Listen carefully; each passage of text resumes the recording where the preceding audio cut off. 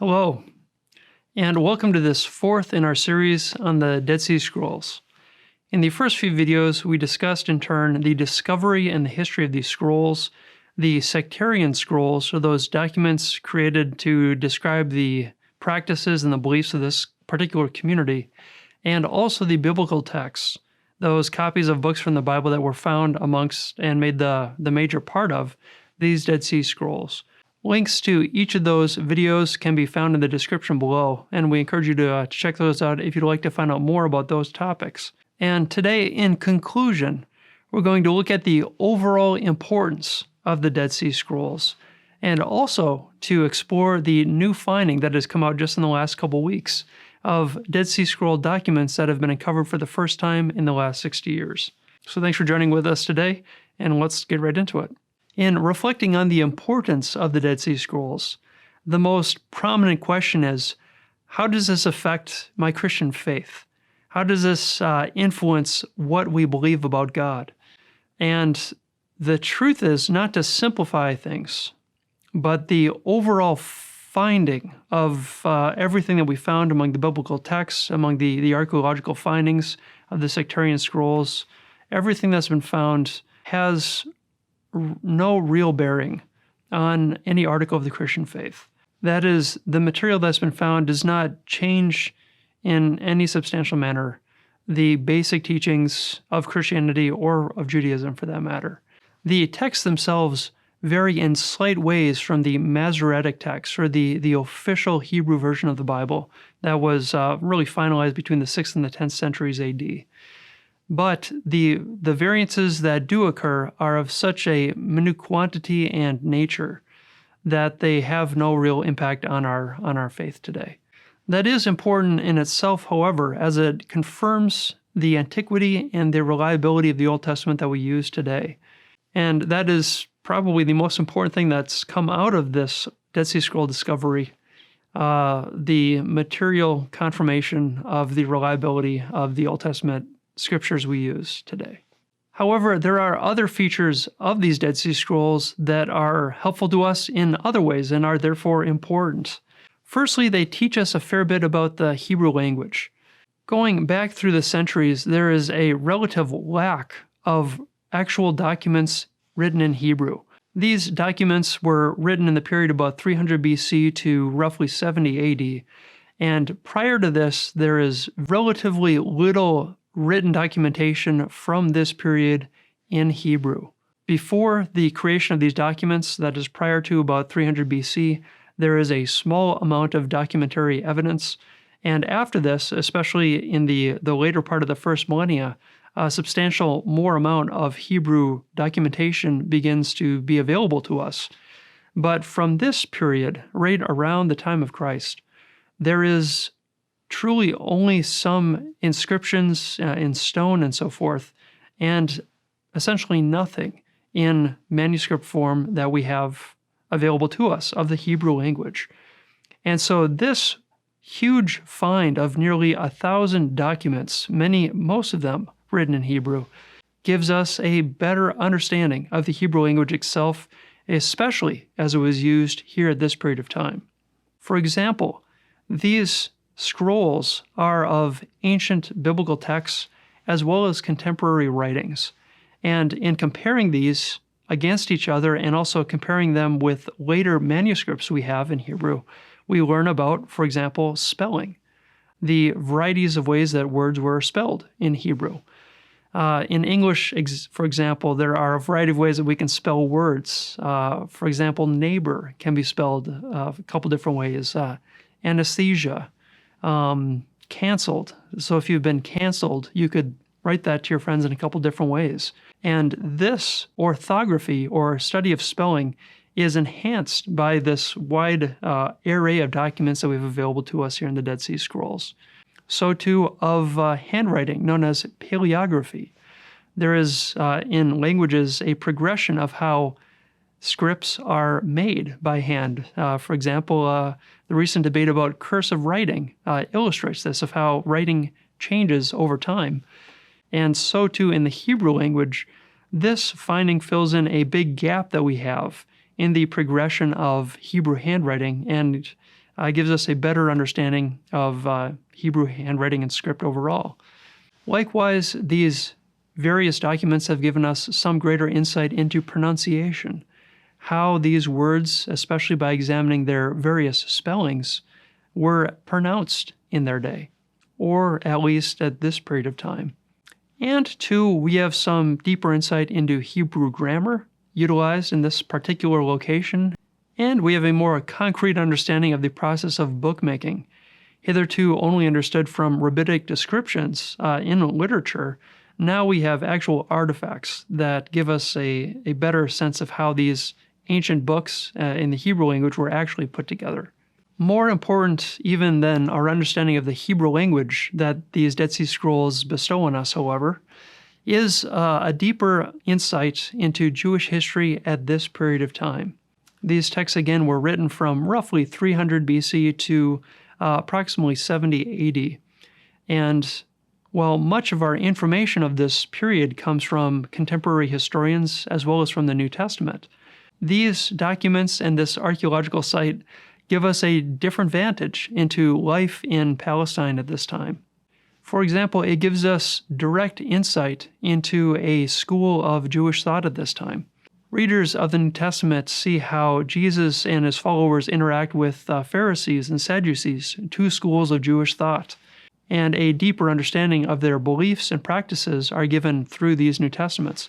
However, nothing is said in the scriptures about the Essenes, another school of thought listed by Josephus and Philo. And this fills out our understanding of what Jewish life was like at this time. Also, we find in their writings articulations of theological concepts in the air at this time. This group was dissatisfied with religion as it was practiced in the temple and at Jerusalem at this time. They had an apocalyptic vision of the future. They looked forward to a Messiah. They upheld a strict moral code, living separately to pursue a life of righteousness and of understanding of the law. And this paints a more varied understanding of the life of Judaism in Palestine at this time. And it also gives some better understanding of what thoughts were in the air and what practices were being lived out at the time of Jesus. This thereby gives us a different insight, a more direct, concrete look into how Judaism was lived out, at least by a portion of it, here at this time of Christ. Of further and perhaps of greatest importance for many, these Dead Sea Scrolls also help us to better understand the New Testament itself. By fleshing out the context in which the New Testament was written, it helps us to better understand the happenings therein. In particular, the associations of the language used within the Dead Sea Scrolls help to enrich our understanding of what these words and concepts meant when utilized in the New Testament, giving us a little bit rounder understanding of what concepts such as salvation or purity or righteousness may have meant in other settings as well. And while the Essenes are not mentioned explicitly in the New Testament, there are definite parallels between this community at Qumran and persons and groups detailed in the New Testament. For example, scholars have pointed out the similarities of the Qumran community with John the Baptist. For example, the Qumran community withdrew from society to prepare the way of the Lord in the wilderness. They had a great emphasis on cleansing, washing, purifying by water. They also articulated a necessity for an inner purification, a spiritual purification, and they looked forward in apocalyptic hope to an overall consummation of time in a cataclysmic event. In a similar way, John the Baptist, of course, prepared the way of the Lord through his proclamation and his baptisms. He was John the Baptist, baptizing many in the River Jordan. He also stressed the need of a deeper inward purification and a change of heart. And he, too, announced the coming of a Messiah and of an apocalyptic judgment. There are notable differences, however. As the Qumran community was relatively secluded and isolated, John the Baptist's ministry was very public. As the scriptures say, peoples from all of Judea came to be baptized by him in the river. John also was seemingly an individual figure with some disciples, whereas the Qumran community was a very highly structured organization. There are some similarities between the Qumran community and the person of Jesus as well. Jesus also expressed a very high morality. Jesus also put forth a new vantage on the Old Testament law, his focused principally on love and mercy. And finally, there are some similarities between the church and this Qumran community. Both communities had an emphasis on loving the members. Bathing or washing of a spiritual significance was important to both. They both also shared a common meal together. And in practice, these two communities also shared their goods so that no one was in want. However, there are important differences here too, as the approach towards outsiders was very different between these two groups. The church expressing a love and a proclamation, a witness to the wider world, while the Qumran community taught hostility towards the wider world and also secluded itself from it. Yet, while these similarities have been noted by scholars and historians, they should also not be overemphasized, as while Jesus and John and the church have some aspects in common with this Qumran community, none cannot also be found in other strands of Judaism at this time.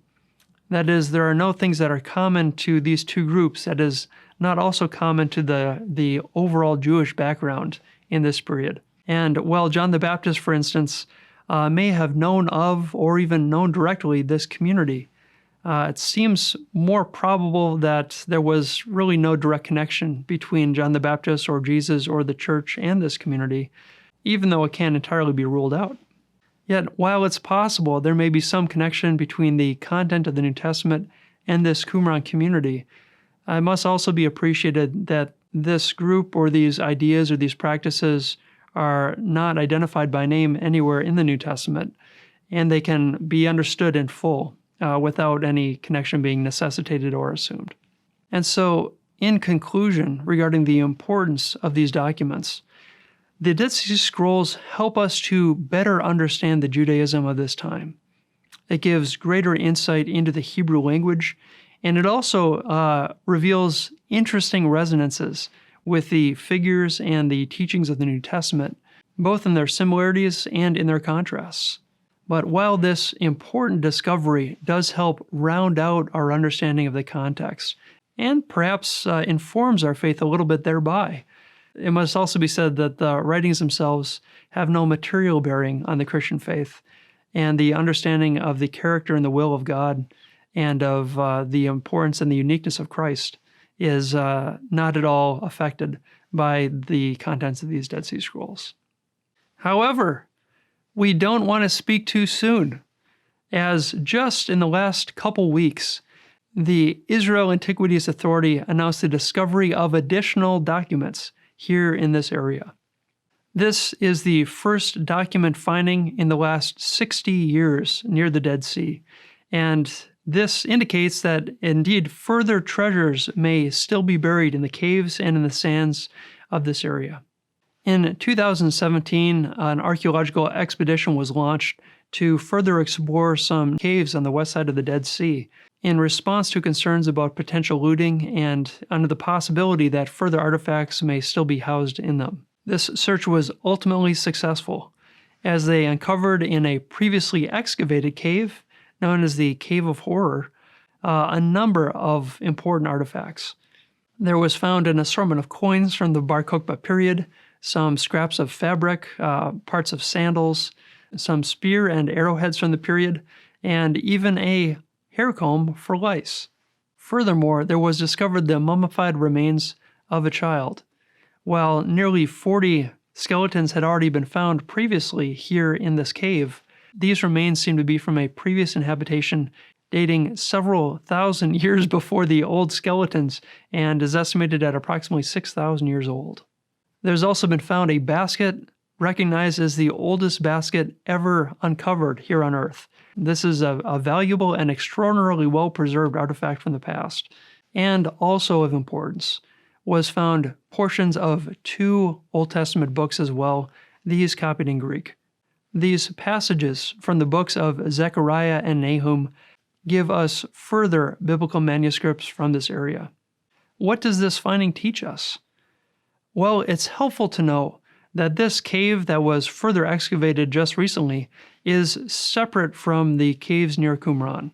While the Dead Sea Scrolls as we know them today were found all in caves between 150 yards and a mile of the site of Qumran, this find is along the Wadi Mubarak, around 30 miles south and slightly west of this Dead Sea Scroll location that we've been covering in this series. These artifacts, these skeletons, these scrolls seem to date from the period of the Bar Kokhba revolt from 132 to 136 AD, and finding the remains of a Roman camp above this cave, it seems likely that Jewish rebels hid out in this cave and perhaps were starved to death while they were under siege by Roman soldiers. These events transpired roughly 65 years after the events of the Jewish war that ended the Qumran community, and there is no direct evidence that these two groups of people were connected in any way. However, this finding gives us further insight into the history of the Jewish people as well as into this region.